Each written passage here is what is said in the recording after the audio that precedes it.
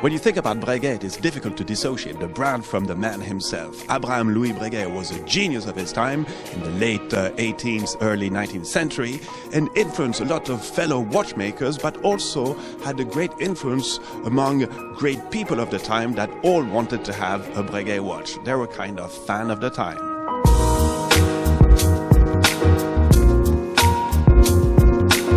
Abraham-Louis Breguet was born in Neuchâtel, Switzerland in 1747 and opened his Parisian workshop in 1775 on the Ile de la Cité. And it is no surprise that his first circle of clients and admirers were French aristocrats and the elite of the time. And what better example than Queen Marie Antoinette, who possessed a few of his timepieces, and most importantly, her name was given to the most complicated watch of its time with all known complications. This watch could be the star of a Hollywood movie with all the intrigues and fascinating stories around it. But to make it short, its development started in 1782 and was completed only in 1827 by Breguet's son, 4 years after his death.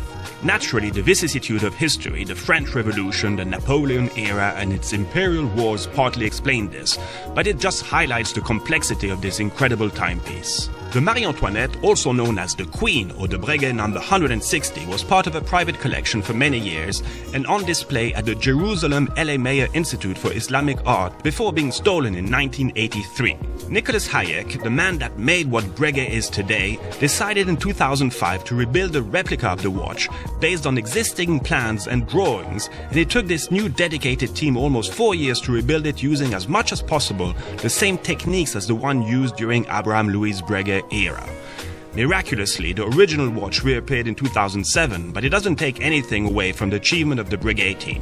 Napoleon Bonaparte was also a firm admirer of Breguet's work and commissioned some watches and clocks that follow him during his troubled ruling time.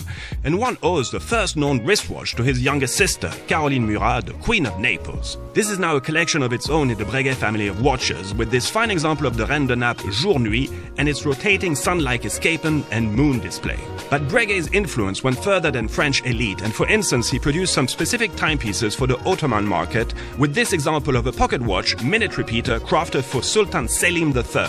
Russia was also an important market, but some other illustrious people such as 19th century Italian composer Gioacchino Rossini were also a strong customer of the brand, for whom Breguet recently dedicated a new chiming timepiece called the Musicale, and features a center rotating dial under which you'll find the same principle as in a music box, with little pikes producing the music. The list of famous Breguet customers naturally doesn't stop here, such as Sir Winston Churchill, but the Breguet name is really one that resonates uniquely in the world of fine watchmaking.